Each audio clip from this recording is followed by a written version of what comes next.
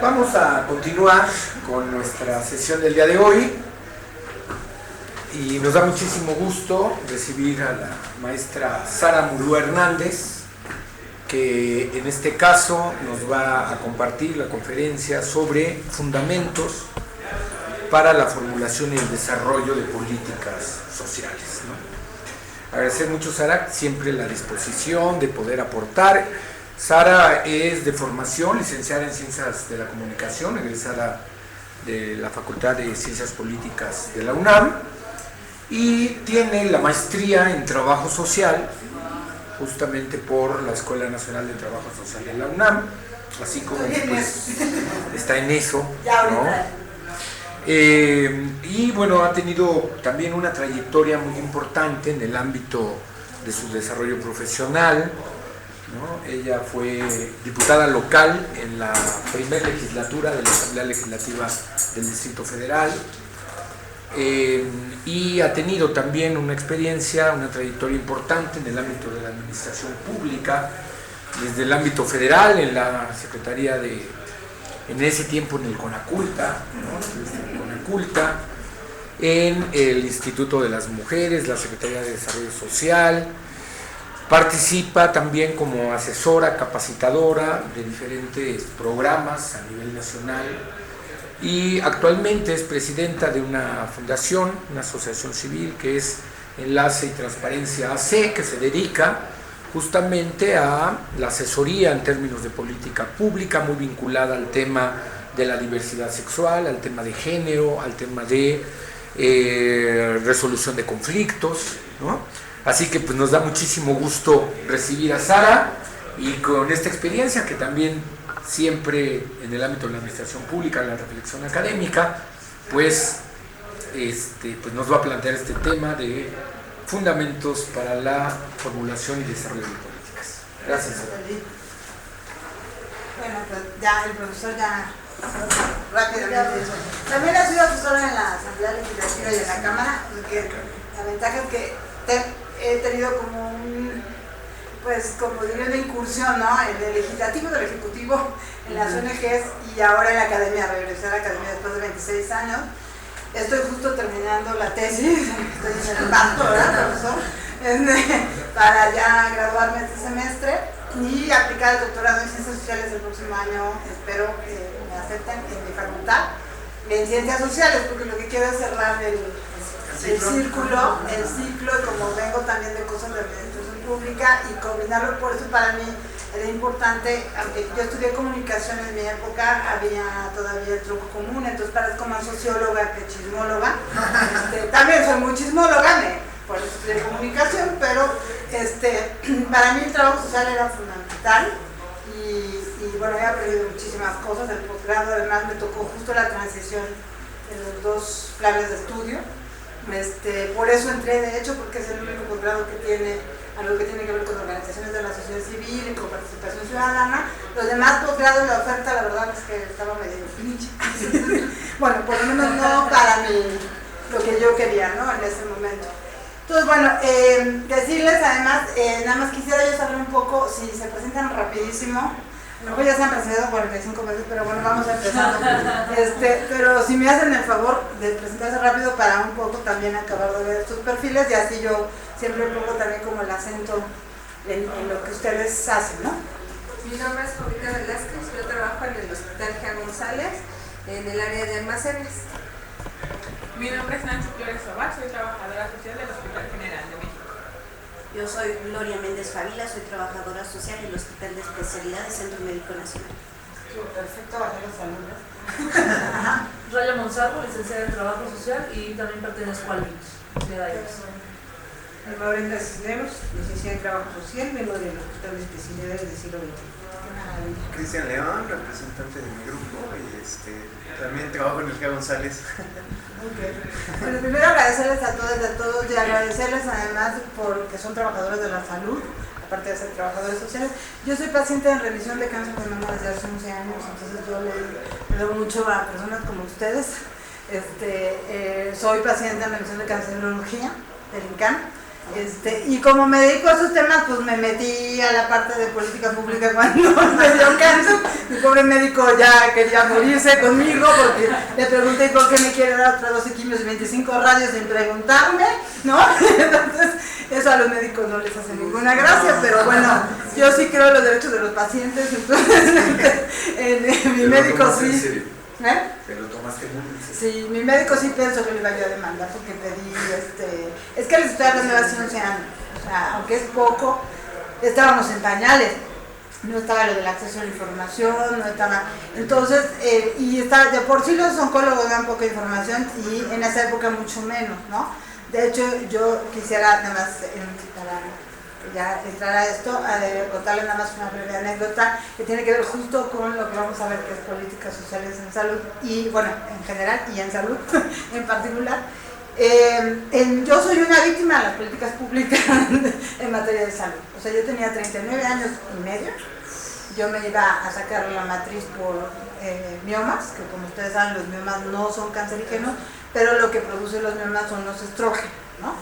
Entonces yo tenía una estrogenosis hasta el queque, tenía una miomatosis hasta el queque y yo estaba en perinato, ¿no? Pues se supone que el lugar sine qua non, maravilloso, sensacional, pues no al final no me operaron porque no me estaba yo desangrando, no me hicieron yo una mastografía porque tenía yo 39 años y medio, y a los 6 meses me dio cáncer de mama.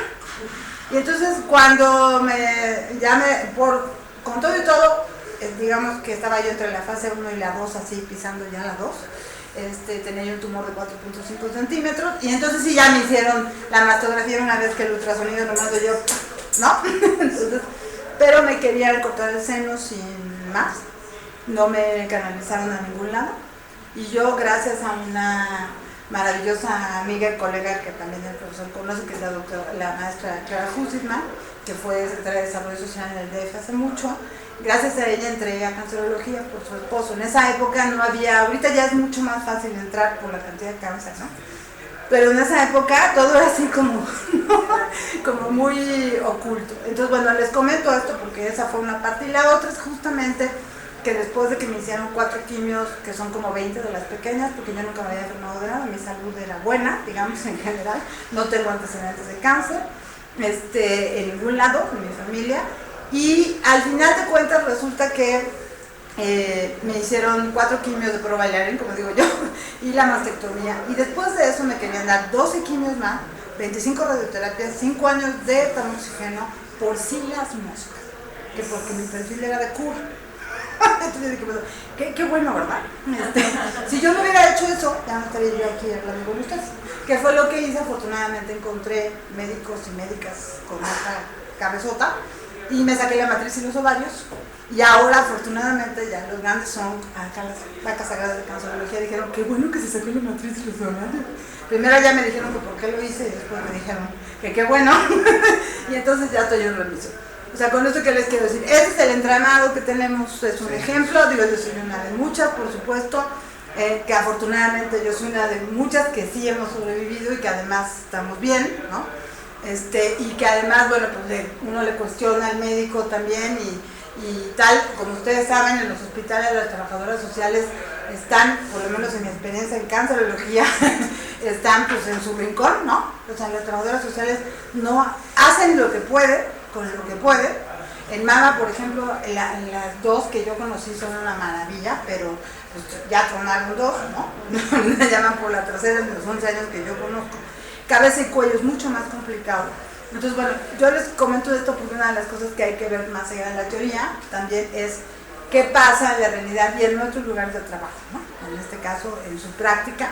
Yo el año pasado, además, para acabar de completar, como me encanta meterme en líos con mi asociación civil, tuvimos un SIDA en Querétaro. De hecho, también parte del diplomado del año pasado lo tomaron algunas colegas, algunos colegas, tanto médicos como trabajadores sociales de Querétaro.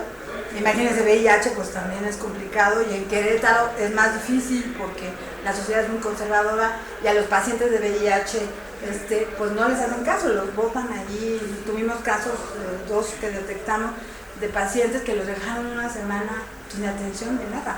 O sea, y les estoy hablando de Querétaro, no los municipios, además aledaños, ¿no? Entonces, bueno, yo desde que me dio cáncer lo que he hecho también dentro, aparte de lo del género, de participación ciudadana, es que hemos trabajado también a la medida de lo posible el tema de la salud. Y obviamente hemos trabajado con algunos trabajadores sociales en Hidalgo, en Querétaro y en otros estados donde hemos hecho cosas. Entonces es más o menos un poco para que vean por dónde y que vayamos viendo las cosas y me vayan haciendo preguntas, no nada más que yo hable como perico, que sí hablo como perico, sino que ustedes vayan también, vamos ahorita viendo los temas y vamos un poco aterrizando, ¿les parece? Ok, adelante compañera. Además tomé el semestre pasado tomé una materia con un profesor que les recomiendo también mucho, que es el profesor el doctor Manuel Vázquez, él fue coordinador de posgrado de la UNAM y ahora está en Canadá y da una materia que se llama Política Social en Salud, precisamente. Y con él aprendí muchísimas cosas, creo que vamos, si quieres a la siguiente. Ok. Aquí, bueno, primero, esta parte va a ser la parte un poco teórica, donde planteamos un poco qué son las políticas públicas y la política social y la política de salud. Aquí, un poco al estilo del profesor evangelista, lo que hacemos es poner también un poco cuáles son como los conceptos, las definiciones básicas de la Real Academia Española, por ejemplo, que es el Estado, ¿no? Y las políticas públicas. No todo lo vamos a leer, se los voy a dejar, o sea, hay cosas que nada más es como para que lo repasemos y en otras nos vamos a detener un poquito más, ¿sí? La que sigue. Aquí están, bueno, algunas definiciones de los clásicos de qué es el Estado, para que si ustedes lo quieren consultar. Los de tratadistas modernos.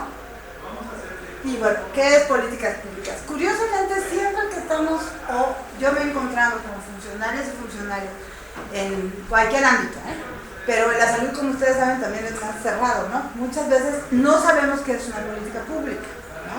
Nadie nos ha dado curso, nos enseñan algunas cosas de salud, a lo mejor si bien nos van, hemos leído el reglamento, el del IMSS, el de no sé qué, la ley de salud, no hemos leído la Constitución tampoco, por lo menos los primeros 4, no les digo que se chuten toda la Constitución, los primeros 4, el cuarto es el que tiene que ver con todo este asunto.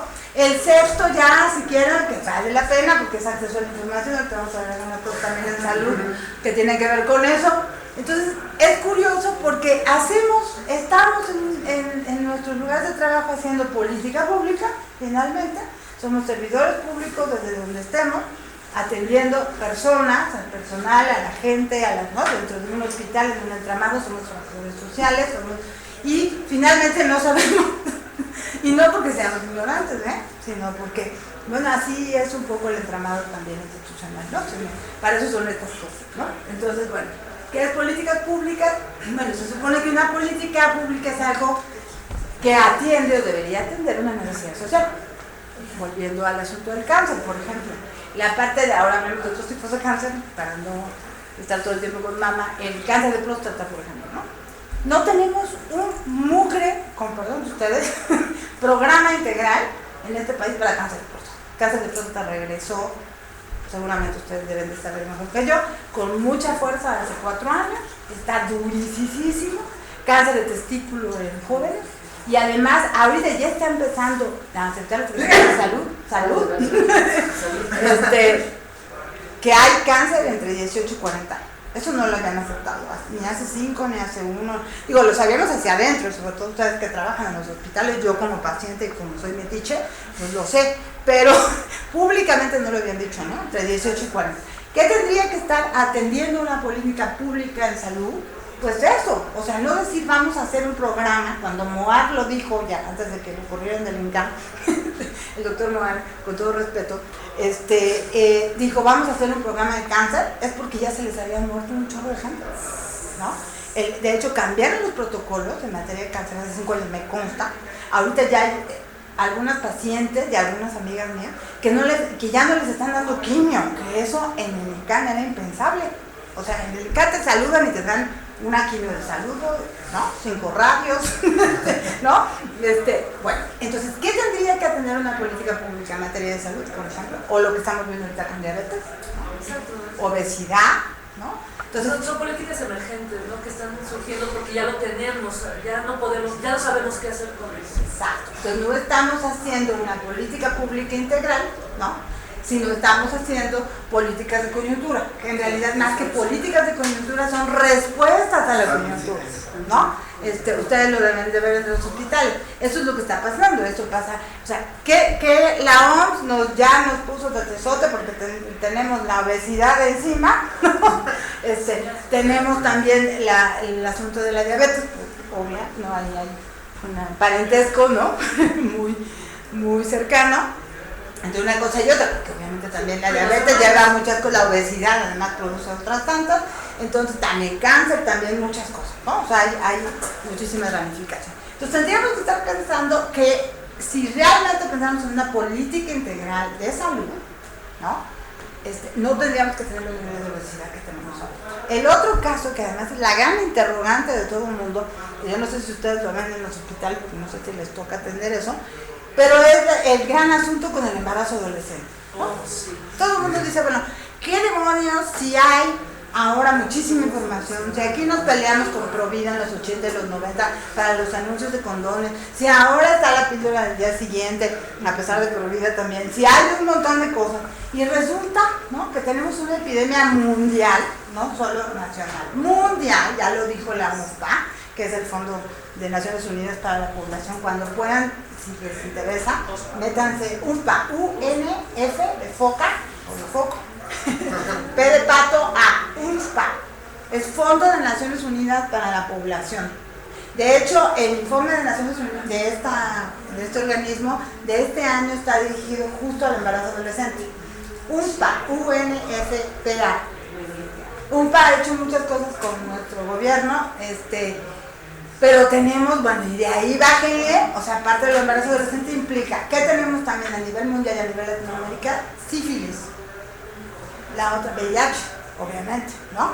Y VIH, que es lo más grave, por transmisión vertical o transmisión materna, que se llama, ¿no? Lo que transmite, le llaman ahora transmisión vertical la OMS, porque hay digamos, es todas las infecciones que la madre puede transmitirle al bebé, no nada más el VIH, sino también sífilis y todo lo que se les ocurra, ¿no? Bueno, no que se les ocurra, que está documentado. Entonces, sí, porque el papiloma ahorita.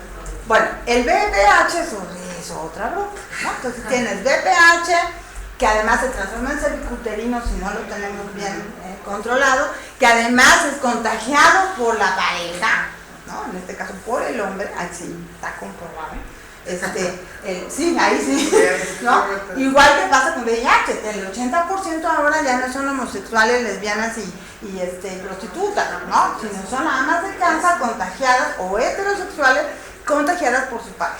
Entonces, esa es una parte. Entonces, bueno, si tuviéramos una política integral, ¿no?, pues no tendríamos estas broncas. Digo, una política integral aterrizada, ¿no? Y ese es el gran problema, porque además todo es integral. ¿Qué nos ha pasado en México? O sea, lo que nos ha pasado en México es que tenemos una segmentación de políticas, seguramente ustedes me podrán decir si estoy en lo correcto o no, ¿verdad? Pero yo lo vi con Sencilla el año pasado. Cuando nosotros presentamos el proyecto, nosotros metimos de manera integral, porque ellos lo pidieron, una serie de cosas de mercadeo social que implicaba infraestructura, la parte social, medicamentos, bla, bla, bla, y también otros padecimientos que tienen que ver con cáncer cervicuterino, cáncer de mama y otras cosas, ¿no? Y ellos dijeron que lo único que querían era VIH e ITS. Y la encargada de la política nacional de Sencilla me dijo a mí, no la directora, sino la operadora, me dijo, no, es que la política de prevención en México, en VIH-Sida, es, a ver, para ustedes, ¿cuál sería? No es trivia, digan lo que ustedes piensan, Métodos anticonceptivos. ¿Alguien más? No, ¿nadie? ¿La qué? Política de prevención en materia de VIH-Sida en México. ¿Cuál tendría que ser? ¿O cuál podría ser? ¿O cuál ustedes piensan que es? ¿O qué es eso? Aparte de los que dijiste. Abstinencia sexual. ¿Más? Una abstinencia sexual.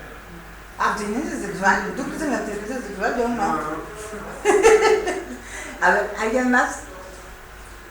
No, si hubiera tendencia sexual no tendríamos todos los problemas que no, lo que dijo esta mujer no es lo que tiene que ser, sino eso es lo aterrador. Ella dijo que la política nacional son condones y lubricantes. Esa es la política.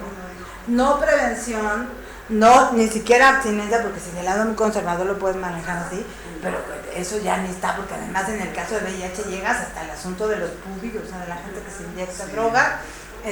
Tenemos toda la cuestión de la infección materno-infantil, o sea, el problema de VIH es enorme, ¿no? Por ponerlo. Entonces, imagínense, si eso te lo dice una persona que está operando, y que luego además la otra, que fue la que me dijo que no, que nada más VIH, dijo, no, es que los demás programas, ¿no?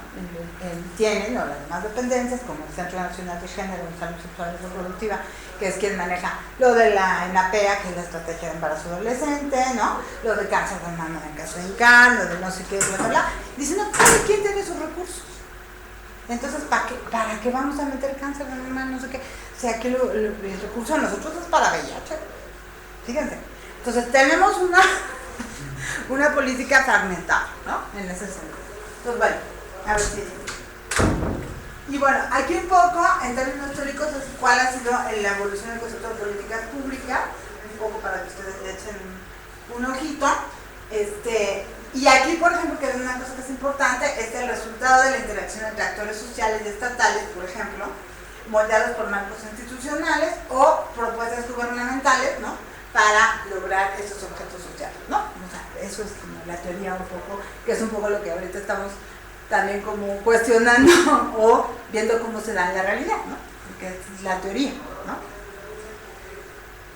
Y luego, bueno, gobierno y políticas públicas, que es justamente la relación entre gobierno y políticas públicas. Aquí dice, fíjense, después de lo que ahorita conversamos, dice, un buen gobierno es aquel cuyas políticas públicas logran los resultados más cercanos a los óptimos, ¿no? Para lo cual se requiere que ellas se diseñen, ejecuten y evalúen en las mejores condiciones y con la mayor utilidad social. Aquí tenemos también un problema, en México la evaluación está menos campañal. Lo único que tenemos es el Coneval, ¿no? Ustedes lo conocen, no han oído hablar de él, que evalúa la pobreza y estas cosas, y que además ya se agarró del chongo con el INEGI, porque tienen problemas de criterios en cuanto a si somos más pobres o menos pobres, en este caso.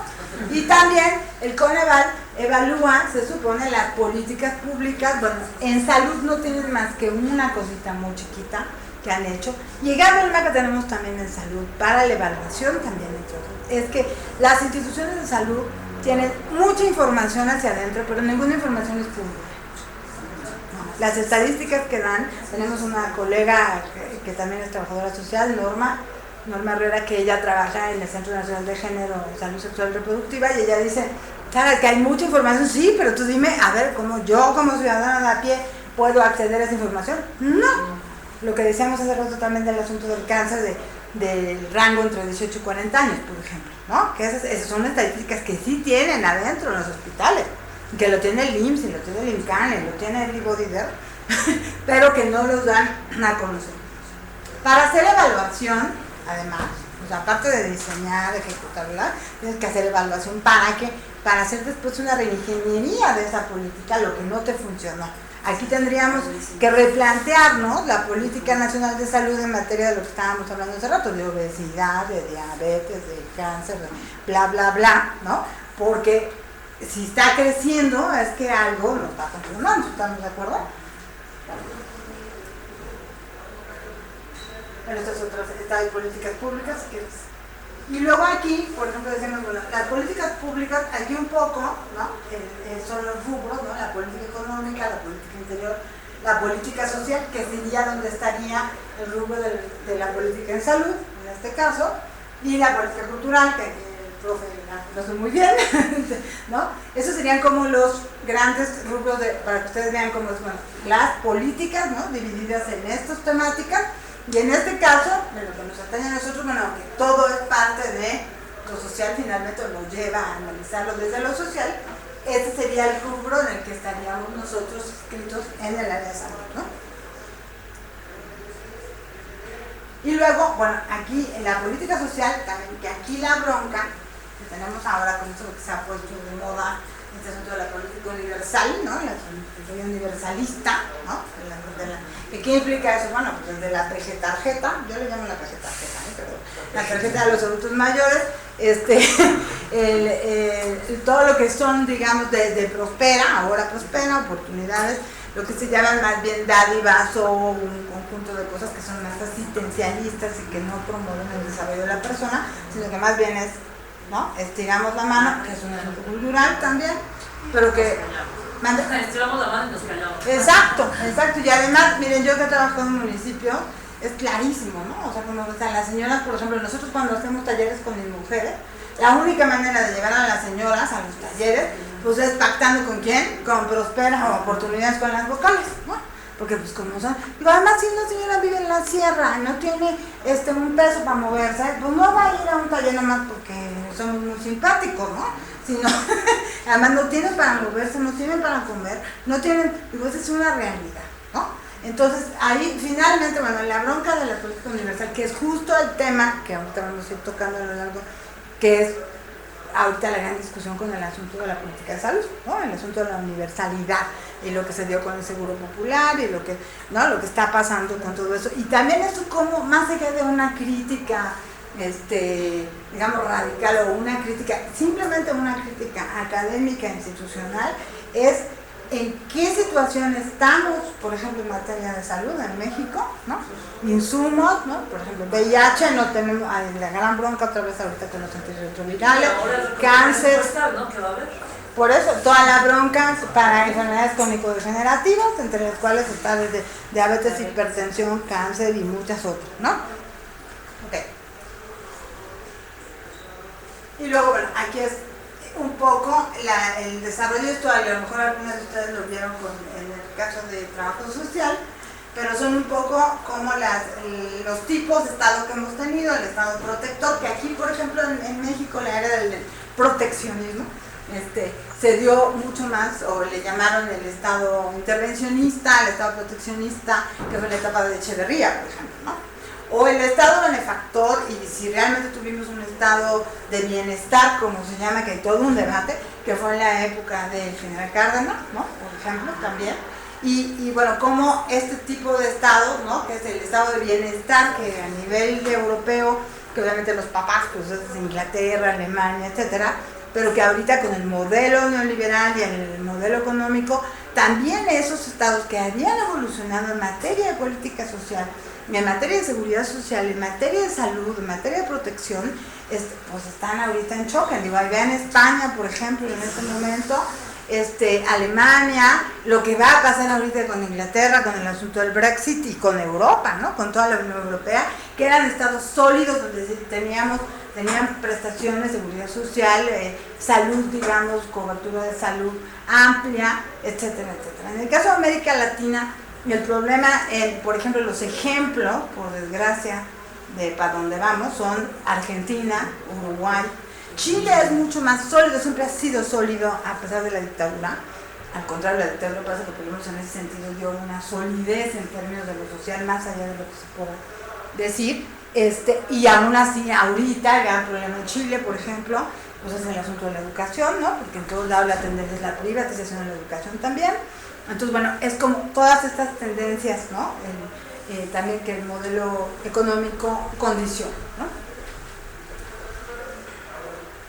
Y aquí tenemos, bueno, el subsidiario, el Estado subsidiario y el focalizado, que es un poco lo que ha sido ya la tendencia de los programas actuales, como Progresa, etcétera, que son estos de los focalizados, ¿no? O sea, se da por grupos de población, en este caso mujeres, etcétera, por ejemplo, o jóvenes, o personas con discapacidad, y además es toda la tendencia del BID y el Fondo Monetario Internacional, que es focalizar, ¿no? Estas por grupos de población. Y bueno, esto que además lo saqué de una cosa del profesor evangelista, aquí un poco, dice, bueno, el perfil específico de los siguientes aspectos, que es un poco lo que hablábamos ahorita, ¿no? La situación económica, la sociopolítica, el tipo de gobierno, o sea, todas estas cosas, digamos, estos elementos, se tienen que contemplar para un análisis integral en materia de política social, ¿no? Y estos vertientes aquí desde una lógica mucho más de derechos, ¿no? Que tiene que ver con derechos sociales, pero tiene que ver con nivel de vida adecuada, con servicios sociales, con organización y participación social, con lucha contra la pobreza, con la gestión social y con construcción de ciudadanía, ¿no? También es, por ejemplo, el asunto de VIH ha sido lo que se ha logrado en materia de política, más allá de lo que estamos comentando, tiene que ver con también la presión de las organizaciones y de las personas, de los pacientes que lucharon por los antirretrovirales, ¿no? Por ejemplo, se han peleado ya forever and ever, exacto, forever and ever por el asunto de los antirretrovirales, por poner un ejemplo, ¿no? O lo que ha pasado, por ejemplo, con las personas trans también, que ahorita están, digamos, pegoteadas un poco en la Clínica Condesa, que nos contaba su directora, que es Andrea González, que es una amiga mía. Andrea decía, el problema es que no tenemos suficiente recurso para atenderlos a todos, pero los trans, la bronca, por ejemplo, de las personas trans, es que además de VIH y otras cosas, pues ellos tienen una problemática muy particular, donde ahí se pone de manifiesto si realmente hasta dónde el Estado debería o no hacerse cargo, por ejemplo, ¿no?, del tratamiento de hormonización y del cambio de sexo, en términos de la lana, ¿no?, me refiero a las operaciones. Yo digo que en ese caso ahí hay muchas interrogantes, no así al revés en el caso de las personas trans. Les estoy poniendo ejemplos, obviamente, pero además son cosas reales, donde yo sí creo que el Estado tendría que tener un particular cuidado, al revés, es en el caso de las personas trans que entran a centros de reclusión. Primero porque las mandan a los centros varoniles, para empezar. Entonces les va, no les digo cómo les va. Y luego además les quitan toda la hormonización y entonces el problema, digamos, la violación a los derechos de estas personas es infinita, ¿no? Porque es a la salud, obviamente las violan, etcétera, pasan muchísimas cosas, pero ahí sí, por eso el programa del DF que está manejando Andrea González desde la Clínica Condesa y la doctora Volkov de cancerología, por cierto, pero ella como es infectóloga se ha metido mucho al asunto de VIH, entonces hicieron un programa en 2 reclusorios para prevención y manejo de VIH, ¿no? Por ejemplo, esa es una política, digamos, ¿no? Una política chiquita, si quieren un poco más de acción afirmativa, porque no es una política nacional o de tan largo aliento, porque para variar siempre dependemos de los recursos y de los tiempos, pero por ejemplo esa es una política, ¿no?, con una cierta claridad, digamos, que pretende atender un problema específico. En los centros de reclusión, por ejemplo, yo no sé si ustedes sepan, pero yo tuve la experiencia de trabajar un rato con el sistema de penitenciario del DF y ahí, por ejemplo, lo que nos decían era, tienen 9 grupos de población, ¿no? Entonces tienes desde, obviamente, mujeres, ¿verdad?, pero tienes enfermos con VIH, tienes personas en reclusión con enfermedades crónico-degenerativas, con enfermedades de salud mental, además, bueno, tienes migrantes y tienes personas con discapacidad, o sea, tienes una mezcla, tienes indígenas, ¿no?, que además la mayor parte de los indígenas son inocentes, el 95% es una cosa horrible.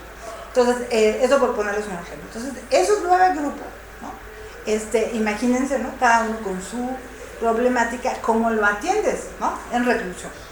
Y además, lo que decían esos en el sistema penitenciario, dicen, no, por ejemplo, las personas con enfermedades crónico-degenerativas, una vez que entran a la reclusión, olvídalo. O sea, no hay salud, no hay atención, la gente se muere como está, punto, ¿no? Y eso te lo dice la gente del sistema penitenciario, ¿no?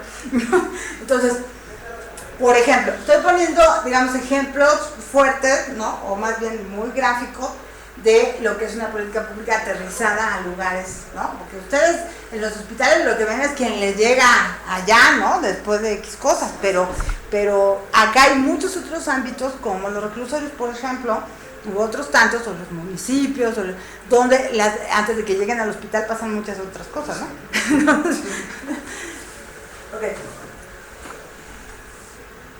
Bueno, ¿y quiénes son los actores de la política social, no? Entonces, en este caso, bueno, aquí pues, tenemos obviamente principalmente los funcionarios y los ciudadanos, que además todos somos ciudadanos, finalmente, ¿no? Nomás que a veces trabajamos de funcionarios, a veces de diputados, a veces de profesores, a veces de, ¿no? pero todos somos actores de esta política, porque somos receptores, productores y receptores. Algunos son quienes producen, ejecutan las políticas y otros somos quienes las recibimos. Y viceversa, ¿no?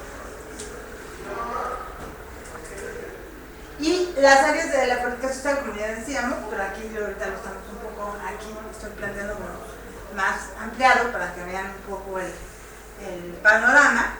Ahorita estábamos hablando particularmente de salud, pero esto sería así como en general un poco el mapeo, ¿no? Y que son además los derechos fundamentales. No, está bien, gracias, qué lindo.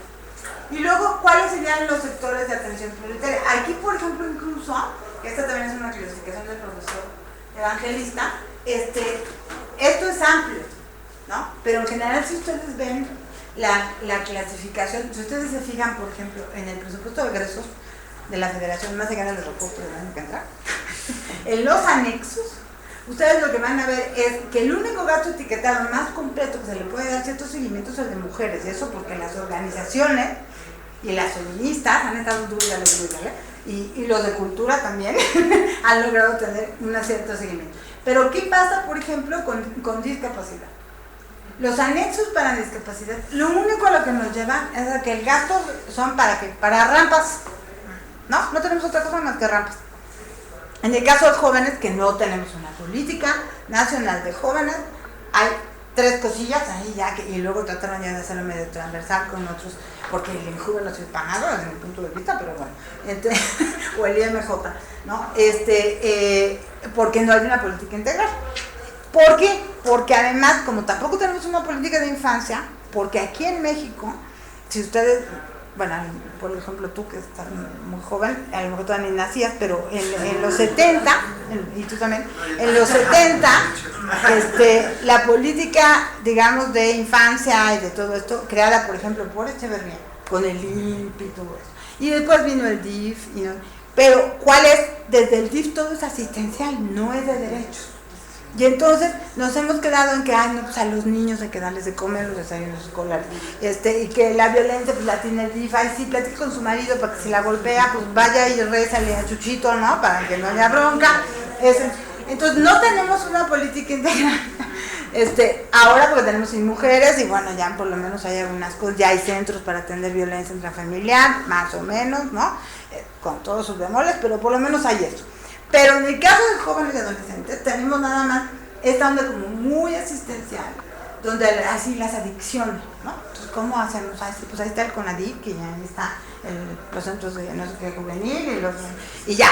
Pero no hay una visión desde derechos ni tampoco desde una visión integral de los grupos de población. Si ustedes se han fijado, si no, echan un ojito porque ahorita han estado saliendo algunas notas, desde hace 3 años vienen saliendo, de afrodescendientes.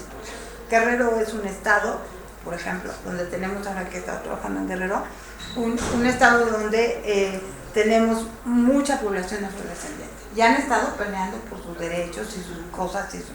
Bueno, hemos tenido que llegar a este nivel de especificidades de los derechos por las violaciones que se han dado a los derechos de todas las personas, ¿no? Si la humanidad no hiciera esto, pues los derechos tendrían que ser para todas y todos sin que tuviéramos que decir, estos son afrodescendientes, estos son de la diversidad sexual, estos son personas adultas mayores, ¿no? Pero hemos tenido que llegar a eso precisamente por las carencias y por todo lo que ahora hemos estado comentando. Esta clasificación un poco lo que hace también es como decir, esta es la diversidad social que tenemos, que tendrían que atender la política social, la política de salud, el gran problema también, como decimos hace rato, de la política de salud, es que todo lo vemos así en cuadritos, ¿no? Está todo fragmentado, bueno, en general todo, pero en salud está más fragmentado. Y entonces no lo vemos desde una lógica de inclusión, ¿no? Desde ahí, ¿no? Y bueno, justamente el abordaje tendría que ser, en la que sigue, si quieres, por favor, desde el derecho a la salud, ¿no? Bueno, nosotros lo abordamos desde ahí, desde la lógica de derechos, y obviamente estas 4 categorías, es la disponibilidad, la accesibilidad, la aceptabilidad y la calidad de los servicios, ¿no?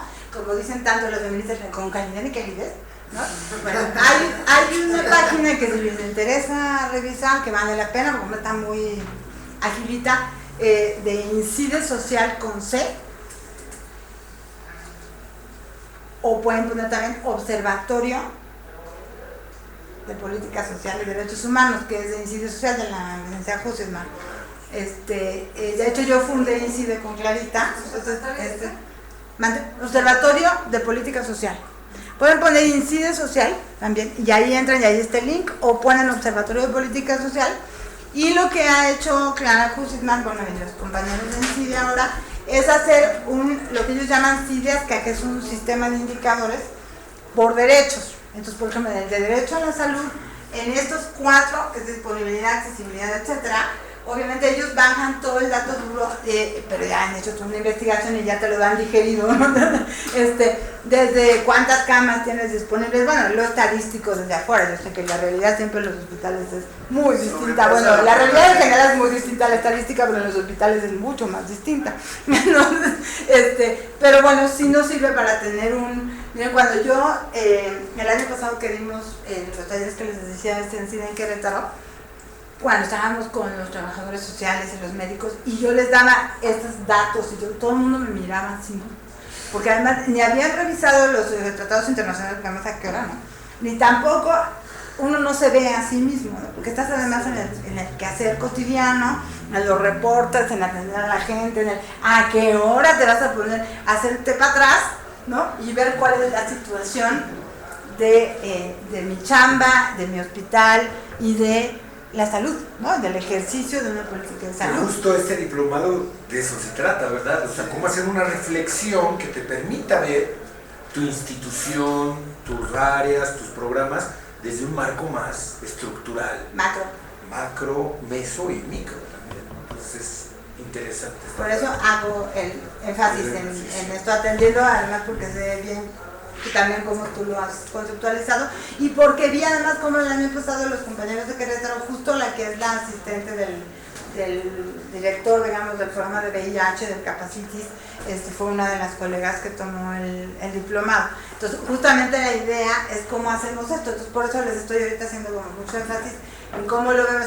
Hagan un zoom así, primero para atrás y luego un zoom, para que vean esto desde su trinchera, ¿no? Entonces, y ya que nos referimos, bueno, disponibilidad, estábamos hablando hace rato, ¿no? Medicina, ya saben, insumos, bla, bla, bla, ¿no? Accesibilidad, bueno, desde la cuestión de cómo entras a un hospital, cómo te canalizan, el GEA, por ejemplo, es un mundo también impresionante, ¿no? Por lo menos mi experiencia con pacientes que he conocido en cancerología, que luego venían de ahí o te mandan para allá cuando tienes otra cosa, porque en cancerología si no es cáncer, pues nadie te hace caso, entonces todo es para, ¿a dónde iban? Al GEA, ¿no? De hecho, todo llega. El GEA es un mundo. Aceptabilidad, bueno, en este caso, que curiosamente con el asunto de VIH, ahí sí es muy, muy claro, ¿no? En el caso de VIH, por ejemplo, la doctora Volkov, que es esta infectóloga que les digo, de hecho ella, el paciente cero de la influenza fue su hija. Su marido es el director, o fue el director del INERM en ese momento. Pero ella es la responsable, a ella le debemos que ella fue la que inventó el asunto del catéter de afuera, y ahora también el catéter fijo. Pero ella empezó a llevar, bueno, la odiaron en cancerología, a los pacientes con VIH del Hospital General y de otros hospitales del IMSS y todo, porque ahí ella les ponía el catéter. Entonces, por ejemplo, eso es aceptabilidad, o sea, es inclusión, estás tú incluyendo, ¿no? Personas que tienen una condición, en este caso más de salud especial, complicada, que además son rechazados por su condición, y finalmente les das una atención, ¿no? Que es como a cualquier paciente, como nosotros, ¿no? En este caso los que estaban en cancerología, ¿no? En el caso de cáncer, yo también, por ejemplo, yo les puedo decir, yo tuve una experiencia, la única experiencia más desagradable que tuve en cancerología es que te tratan como como un número de expediente, como una bolsa, y no todos, pero las enfermeras son otra cosa, ¿no? La trabajadora social. Pero, por ejemplo, a mí me tocó que me hicieron, a mí se me laceró el estómago, se me quemó el esófago por las náuseas, ¿no? Y entonces me tuvieron que hacer un ultrasonido por endoscopia. Primero me hicieron obviamente ahí, ¿qué no tienes? pues te hacen la endoscopia sin anestesia, ¿no? El doctor decía, pues cántale una canción a su hija para que duerma, ¿no? Entonces, bueno, sin anestesia. Pero el doctor que me la hizo en ese momento, el doctor era como un hermoso, te hace hacer casi técnicas de respiración y todo, bueno, no sentí nada cuando veía el tubo.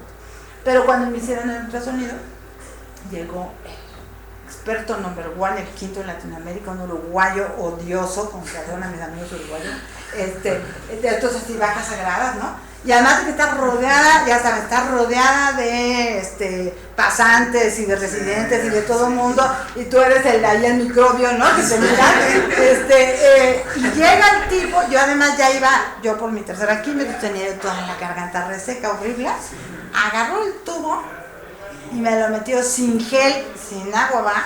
Bueno, he llorado como villas de Mafalda, así me salían las lagrimotas. Bueno, no bajó el director porque eso fue grande, porque no estaba muerto, ¿no? Pero se armó un escándalo, porque además yo era muy querida ya entre los médicos, ya todo el mundo me conocía y ya estaba yo haciendo chamba más de política pública, entonces ya todo el mundo me quería mucho. Pero bueno, por ejemplo, ¿no? Ese tipo de cosas. Y luego cuando me hicieron también una biopsia, ahí sí fue, mi médico quiso como asegurarse, tenía yo unos nodulitos en la garganta, que eran benignos, pero me mandó a hacer una biopsia del más chiquitito, y entonces también estaba yo rodeada con una aguja de este tamaño, sin anestesia, y entonces de pronto, pero la doctora Brown, que era una hermosa, que esa te hace como hacer, además hay doctores que, ¿no? Hacen con lo que tienen, ustedes seguramente también lo saben, lo que pueden, ¿no? Y entonces dice la doctora, no, oye, mijita, ¿qué haces aquí? Estaba yo creo que tenía 15 días en cardiología, y entonces dice, ¿qué haces aquí y qué te hemos hecho? Porque en este hospital hacemos cada cosa, ¿no? Entonces, bueno, hay que ver con todo esto, es un poco estas cosas que se ven así como de muy propias, disponibilidad, accesibilidad, aceptabilidad y calidad, ¿no? Eso se supone ahora. El problema es que eso se ha transformado, que lo vamos a ver más adelante, en una cosa que es como este sistema más desde lo empresarial, sobre todo en lo gerencial, digamos que ha bajado mucho, sobre todo en el ámbito de la salud, desde la administración de los hospitales, ustedes lo deben ver, ¿no? La cantidad de formatos que tienen que llenar todos los días, que tiene que ver con eso, ¿no? Entre las metas y ya entre este asunto de llenar y cubrir, ¿no? Pero de ahí a que esto y los formatos en realidad se transformen, ¿no? En una atención mucho más humana y en la realidad, porque bueno, ¿de qué te sirve, por ejemplo, aplicar 25 quimioterapias a una persona que el oncólogo ya sabe, ¿no? que prácticamente no tiene remedio, ¿no? Por ejemplo, en el caso de cáncer de mama, el cáncer famoso que no es hormonodependiente, sino es el otro, se me olvidó que es por gen, digamos, y saben que les va a regresar, entonces les dan el Herceptin, ¿no? Pero antes de darles el Herceptin les dan como 30 quimios, cuando saben que no tienen remedio. O el cáncer inflamatorio, por ejemplo, que es como que también es mama, pero viene de, como ven, he aprendido mucho de esas cosas, es como una leucemia, ¿no? Entonces yo tenía una amiga que en paz descanse, Cecilia Loría, que fue directora del Indesol. A Cecilia le dieron 59 quimioterapias, 59 quimioterapias, entonces ustedes digan, ¿no? Entonces, justamente cuando hablamos, yo por eso cuando hablo de estas categorías, yo digo, bueno, ¿cómo lo aterrizamos a estas cosas, no? Entonces sí podemos hablar de calidad, calidez, no sé qué, chacachán, pero para empezar tenemos limitaciones económicas, limitaciones de personal, limitaciones de capacitación. Tampoco hay un trabajo con los propios trabajadores de la salud. Lo que ha hecho la doctora Villaseñor en cancerología, por ejemplo, es que ahora les han metido hasta constelaciones familiares, no sé qué, al propio personal de cancerología, porque obviamente ustedes lo deben vivir, lo que te tragas, ¿no? Estando tú en un hospital, y mucho más en uno, bueno, todos, ¿no? Pero en uno como cancerología, que todos los días es un drama chino, ¿no? Entonces, ese tipo de cosas, ¿no? Y tenemos un problema entonces de adentro hacia afuera y de afuera hacia adentro. Porque además estos 4 no solo es también para la gente que vamos y pedimos el servicio, o nosotros que también luego pues, nos podemos convertir en pacientes, ¿no? Aunque seamos trabajadores de la salud, sino también para nosotros, nuestras condiciones como trabajador, cómo le vas a dar una atención de calidad y calidez, ¿no? A alguien, yo les pongo otro ejemplo, hay una doctora maravillosa, que es una oncóloga, además le da, ella por ejemplo hace su chamba parece trabajadora social. Porque ella no da consulta en el Ángel, ¿no? Ella da consulta a gente de bajos recursos, les cobra 3 pesos literalmente, afuera de cancerología. Pero yo le puse la Neandertal, ahorita van a ver por qué. La doctora Ramírez, que es, ¿no? Tiene una hija además con síndrome de Down, es una mujer ya con 60 años, es una excelente oncóloga. Pero el día que yo la conocí, cuando estábamos viendo lo de la mastectomía, me dijo, a ver, mijita, ya sabes que te vamos a hacer mastectomía, ¿verdad? Le dije, sí, doctor, ya sé. ¿Quieres llorar? ¿Quieres ir al psicólogo? Y yo le dije, si usted me sigue hablando, la que va a llorar es usted, porque a la que voy a golpear es usted, ¿no? O sea, eso no se hace, ¿no? Entonces, antes, por ejemplo, el papel de los psicólogos, y ahí, por ejemplo, los trabajadores sociales no intervienen, el papel de los psicólogos era nada más para eso, para que fueras a llorar y te dijeran, ay, no se preocupe, le vamos a botar una teta, usted tranquilícese, ¿no? Por ejemplo. Ahorita ya afortunadamente con la introducción de la psico-oncología, que apenas está empezando, que ya lo están trabajando también, hay trabajadores sociales, por ejemplo, colegas nuestros que ya están trabajando en cancerología con ese tema, y muy cercano al medio tanatológico también, pero en realidad eso tiene no más de 8 años, ¿no? Porque de hecho la primera clínica que se instaló fue la del ABC, ¿no? Pero ya en lo público, justamente, a mí me tocó estar en el programa de atención integral de cáncer de mama del DF, con Malu Mitchell, justamente, cuando estaba yo aterrizando el planeta, estuve de asesora con ella, y entonces nos tocó consolidar ese programa de atención al cáncer de mama, y una de las cosas que metimos fue justamente lo de psico-oncología, ¿no? Entonces, si se fijan en este problema de la desintegración en lo de salud, en un padecimiento como el caso del cáncer, ¿qué necesitas? ¿No? Pues necesitas un psicólogo, nada más necesitas enfermeras y gente que te ponga la quimioterapia, y médicos que además tengan la información necesaria, ¿no? Aparte de eso, sino además necesitas todo un rollo. Por ejemplo, el asunto de la alimentación, ¿no? Mi médico, cuando estás a punto de que te van a dar una quimioterapia, lo que le dice a la gente, le decía, era coma bien.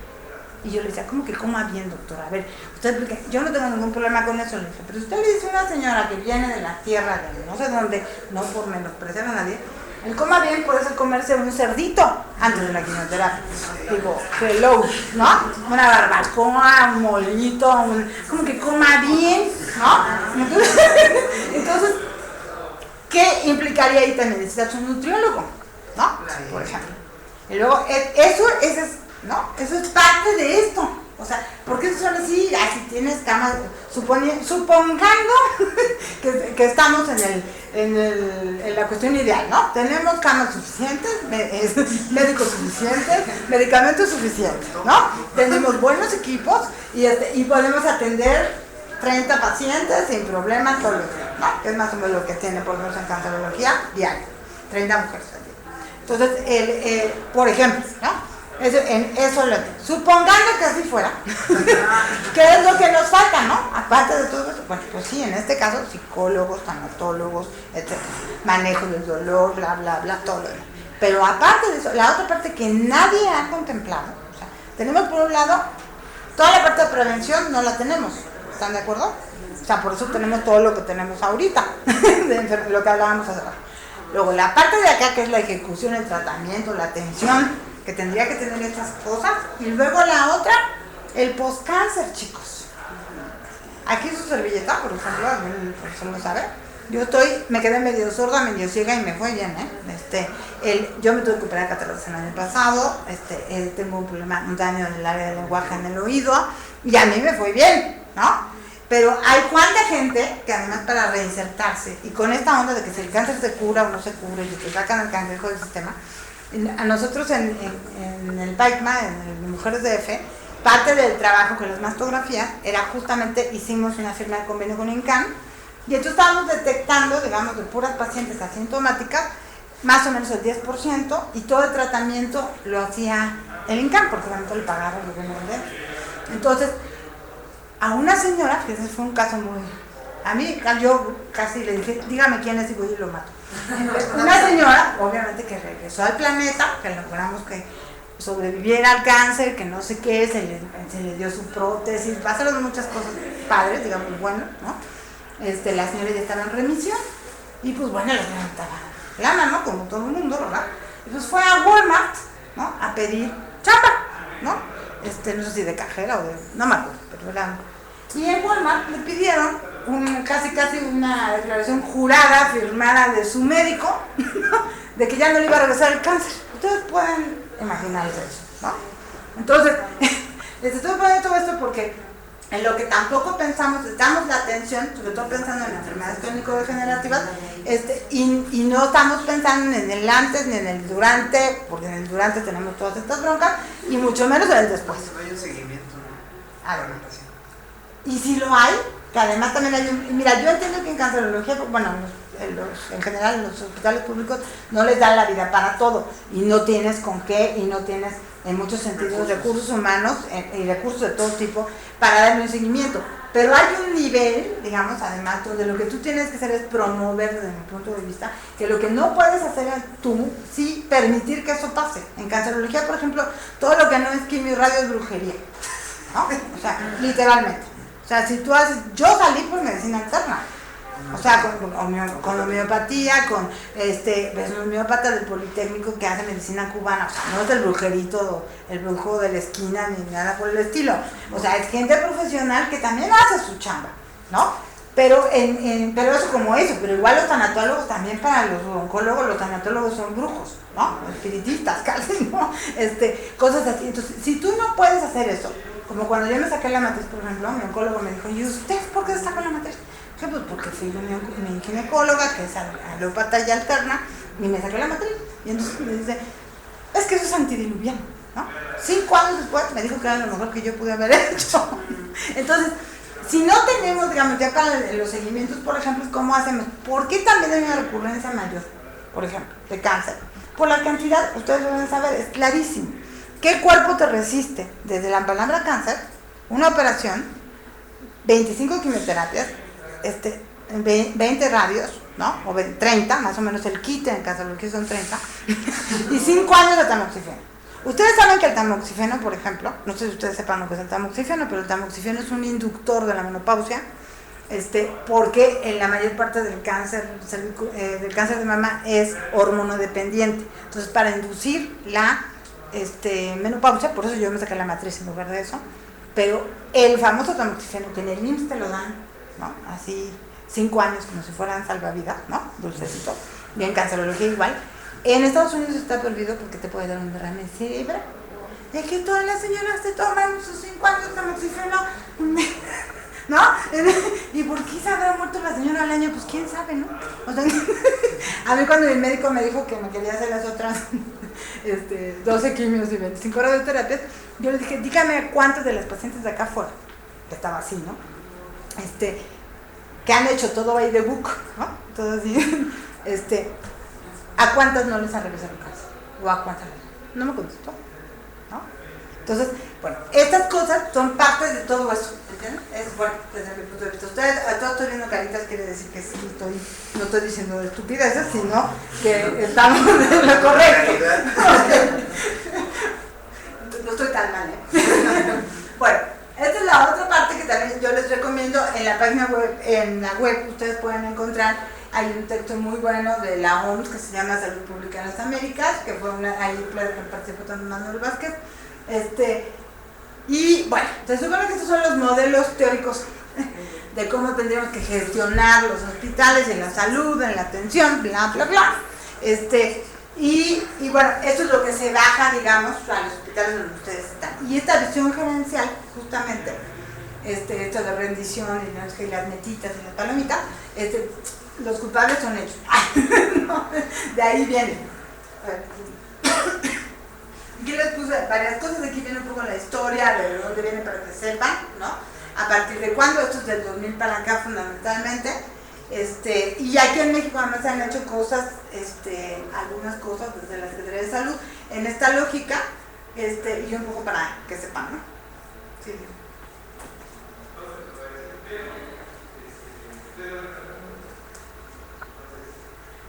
Estas son las definiciones teóricas de qué es lo que tendría que ser la salud pública, ¿eh? Pero... Y bueno, aquí este es un un resumen, ¿no?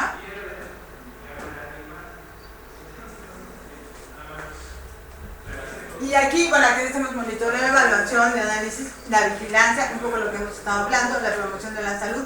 Pero fíjense, todo esto, si ustedes lo aterrizan, ustedes porque además, bueno, creo que todos están aquí en el DF, ¿no? Pero si lo pensamos, siempre cuando uno trabaja con los estados, por ejemplo... Que nos están viendo de varios estados. Exacto. Por ejemplo, en los estados es otro asunto, ¿no?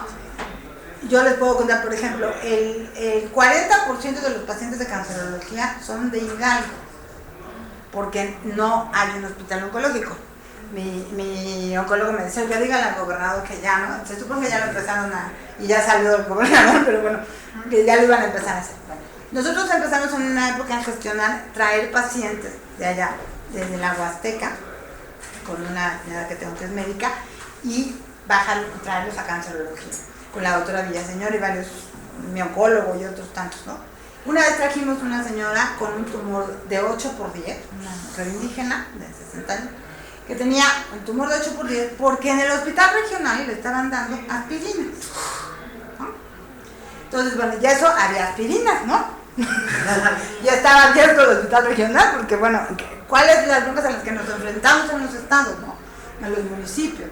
No, ¿cómo va a haber detección temprana si no tenemos equipos, si no tenemos insumos, si no tenemos enfermeras, médicos? Porque muchas veces sí llegamos a tener enfermeras, llegamos a tener trabajadores sociales, que bien nos va. Digo, estoy hablando de los municipios, ¿no? En los estados siempre, mal que bien, tenemos trabajadores sociales, pero en los municipios ya eso es un lujo, ¿no? Y mucho más, estamos hablando de territorios inhóspitos, ¿no? Como las sierras, ¿no? Lugares así muy aislados, ¿no? Donde o no hay luz también, ¿no? Lugares donde la clínica de salud, a mí me tocó en Hidalgo, en un municipio en la sierra, donde hacían la revisión médica, ¿no?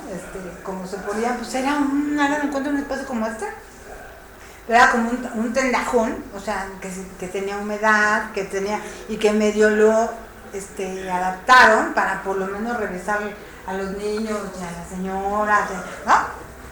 Y esas son las condiciones, digamos, por lo menos las que a mí me constan, ¿no?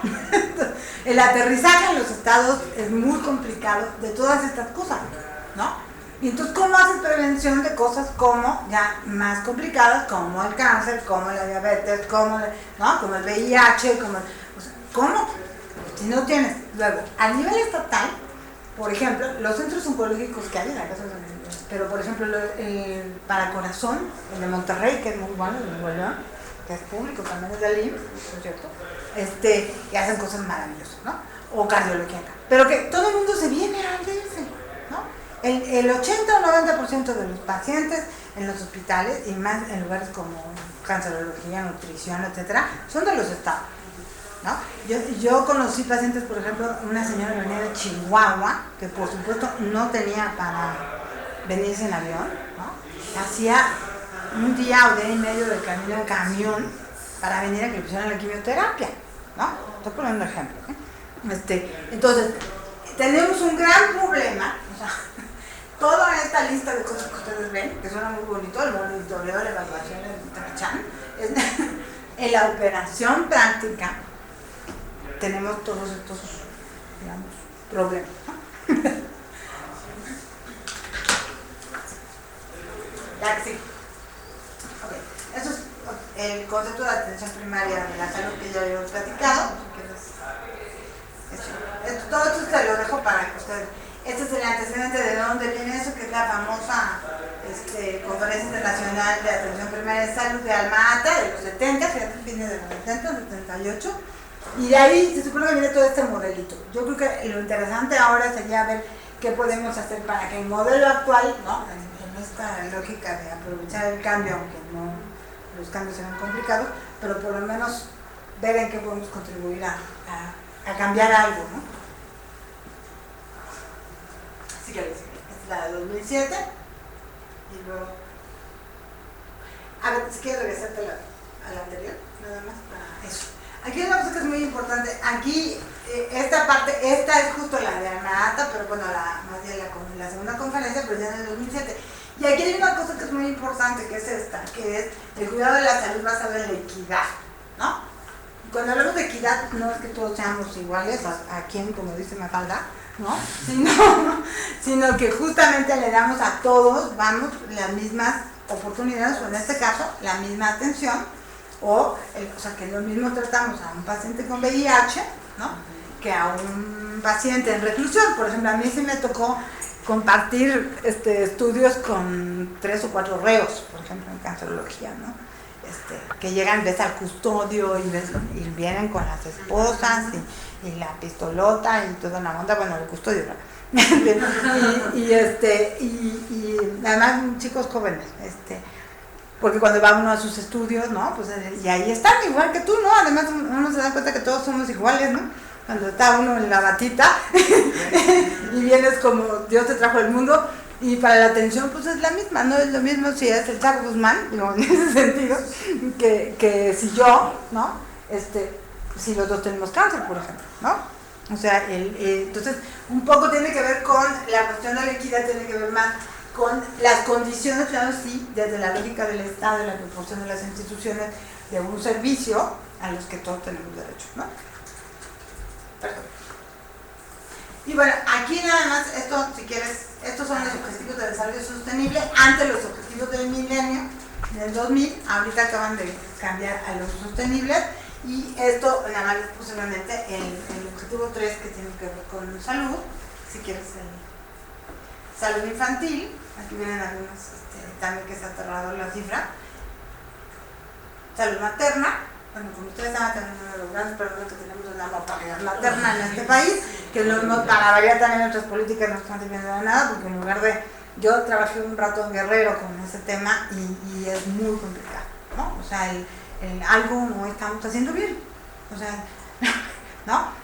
Por un lado, la promoción de cesáreas a lo baboso, y por otro lado, también la falta de instrucción y la falta de muchas cosas, en lugar de fortalecer a las parteras y también hacer una combinación entre la medicina alópata, digamos, y la medicina ancestral o el acompañamiento que tenemos tradicional, por un lado, ¿no? Y por otro lado, por ejemplo, en el caso de la estrategia que plantea la OMS para lo de prevención de transmisión vertical, ahí está prohibida o sea, ahí sí la cesárea se tiene que hacer, está al revés, ahí no puedes tener un parto, porque en ese momento se da la transmisión, ¿no? Es durante el embarazo, en el parto y luego en el amamantamiento. Entonces, por ejemplo, ¿no? Entonces, en fin, como ustedes saben también a nivel mundial, bueno, aparte del VIH, tenemos ya ahora también otras pandemias, ¿no? Que cada día aparecen más, ¿no?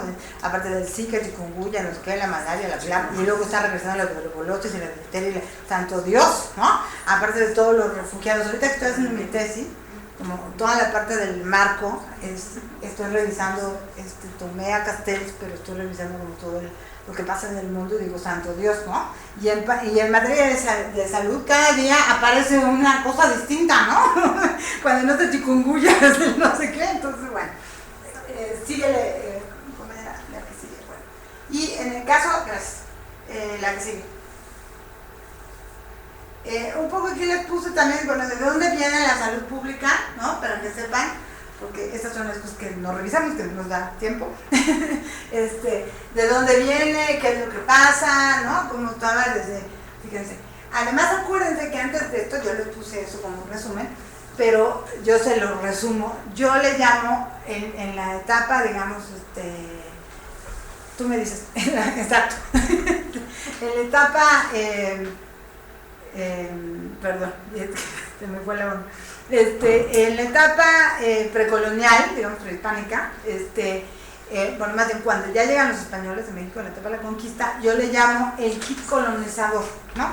¿Con qué llegaron los españoles? Con 3 cosas: iglesias, escuelas y hospitales, ¿no? Esas son las 3 cosas. Bueno, ustedes saben que el primer hospital aquí en México lo fundó. ¿Qué lo fundó? El Hospital de Jesús. Hernán Cortés. El primer hospital que tuvimos lo fundó Hernán Cortés. Fíjense, hermano. Entonces, cuando quieran, hay un libro también que vale la pena igual. Ese creo que hay que comprarlo, no está caro, pero hay que irlo a pedir a Seidas, pero también, si no, igual pueden leer algunas cosas de él. De Mario Luis Fuentes, que además es catedrático, colega, no tomo maneras de polacas, pero tiene además un programa que les recomiendo muchísimo, que se llama México Social, todos los martes en Canal 11, a las 10 de la noche, México Social. Y además Mario Luis tiene una cosa que se llama Seidas, CEIDAS. Pero si ustedes ponen México Social les va a salir también la página de Seidas.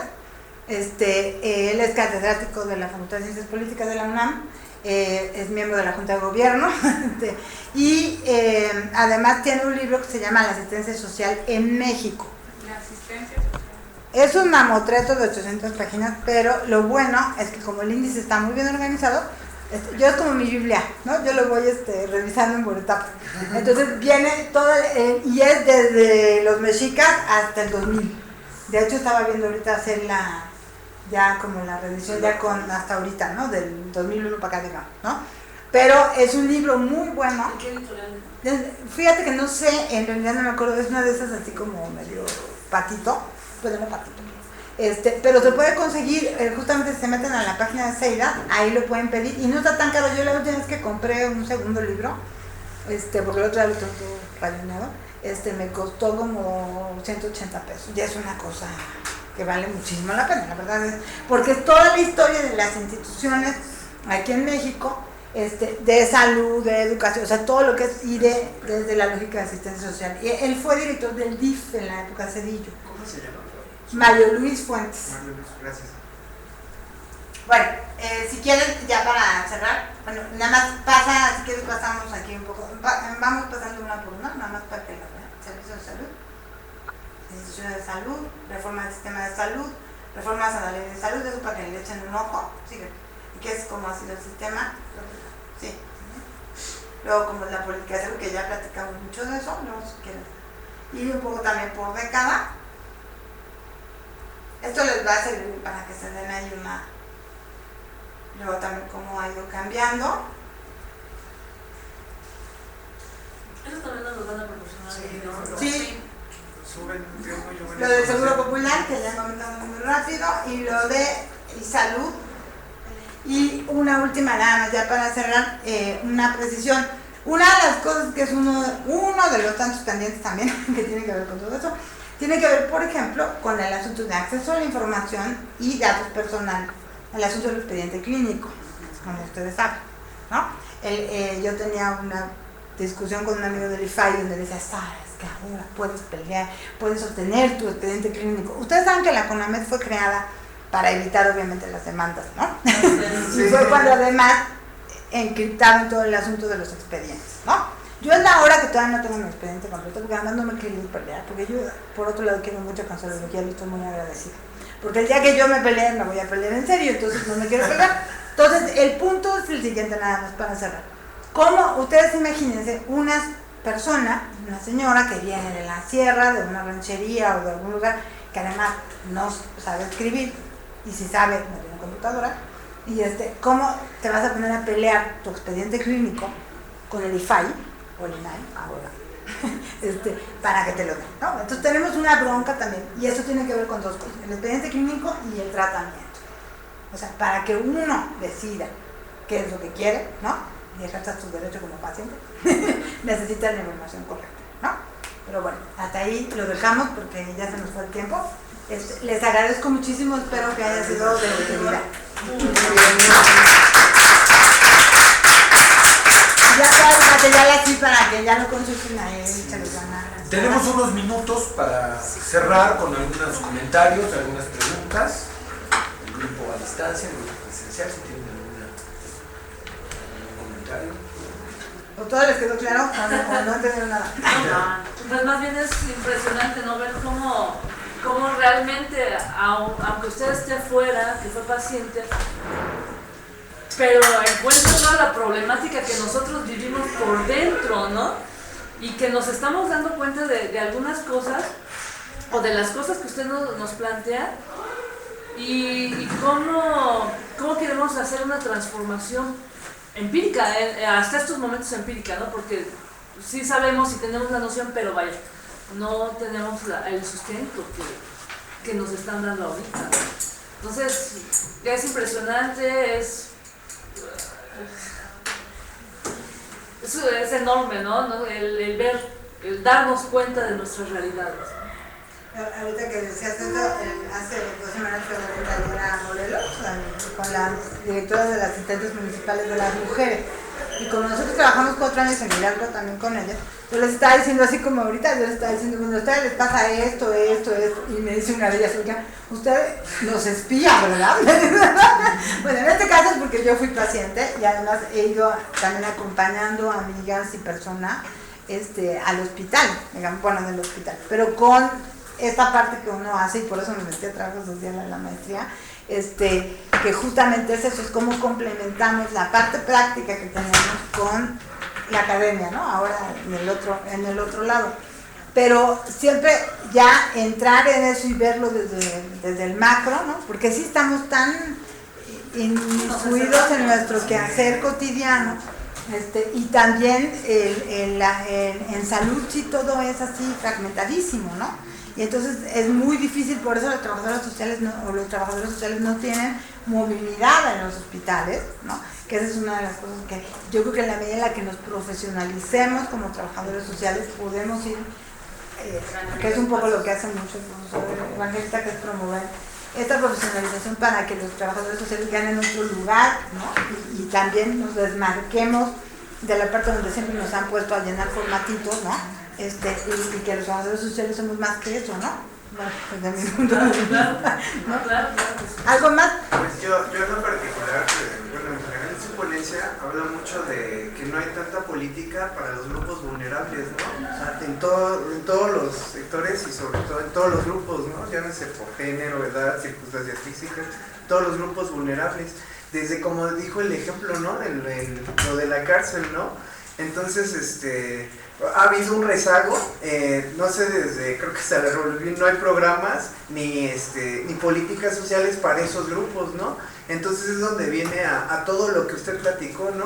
En cuestión de lo que le tocó, yo, bueno, he visto también en su punto personal, pero, bueno, otro ejemplo, como cuando hay pie diabético, ¿no? O sea, ya ahorita ya hay, como dice, medicina alternativa o ya hay otro tipo de cosas que hasta pueden, no sé, en cama hiperbárica, ¿no? Para ayudarles y no llegar a cortarles el pie, como usted, a veces los doctores son de, no, quítate el problema de raíz, te cortamos en ese caso el seno o en este caso el pie diabético, ¿no? Pero no hay como eso de también, no sé, usted porque se puso ella y bueno, y tuvo también que la mandaron, no sé, con una doctora, la cual le dio otra alternativa, ¿no? No, yo la busqué. También aparte, usted ahora sí que buscó la oportunidad, ¿no? Y alternativa, pero hay veces que hay personas que pues, se van a lo primero que dice el médico y el médico a veces no tiene el tiempo o no estudia el caso. Entonces, bueno, primero también hay que tomar en cuenta que los médicos sí atienden 30 pacientes diarios. Sí, por otro lado, pero también la visión con la que te atienden. Y el problema, por ejemplo, bueno, otra vez el ejemplo del cáncer, que no conozco muy bien, es que la visión vemos el cáncer como el monstruo de las 25 cabezas, que incluso se traga al propio médico, o el médico asume el papel de Dios, ¿no? Sí, Dios, ustedes lo saben, ¿no? Entonces esa es la otra parte también. Y ahí, por ejemplo, los médicos a las enfermeras de los trabajadores sociales los ven como menores. Entonces, esa es la otra parte. ¿Ya? Ya se acabó. Sí, que estoy viendo que hace señales. No, está bien para que volteara la cámara. Sí. Muy bien, bueno, pues con esta conferencia, muchas gracias, Sara. Otro aplauso. Realmente marca esta perspectiva amplia que vamos a seguir desarrollando en el marco del módulo de política pública, ¿no? Vamos a ir viendo cosas también más operativas, los instrumentos, los procedimientos de política, evaluación de políticas. Comentar que el módulo va a continuar este fin de semana. Vamos a tener, como ustedes saben, y le estamos haciendo una invitación para que puedan asistir al Congreso Internacional, segundo Congreso Internacional que vamos a tener aquí en la Ciudad de México. Y por ello, miércoles, jueves y viernes, y por ello el sábado no vamos a tener sesión, está el programa para poder darle continuidad a la sesión del módulo hasta el día 19, ¿no? Entonces tenemos del 19, luego el 26 para cerrar el módulo 2 y pues aprovechen para poder hacer su ensayo que hay que entregar para la próxima semana, ¿no? El sábado el ensayo del primer módulo, ¿no? Y les vamos a mandar ya ahorita en el blog, ya vamos a subir los materiales del día de hoy, ¿no? Ya están en el blog los materiales, así que bueno, pues esperamos vernos esta semana que viene en el Congreso y nuestra sesión hasta el día 19. Muy buenas tardes y muchas gracias.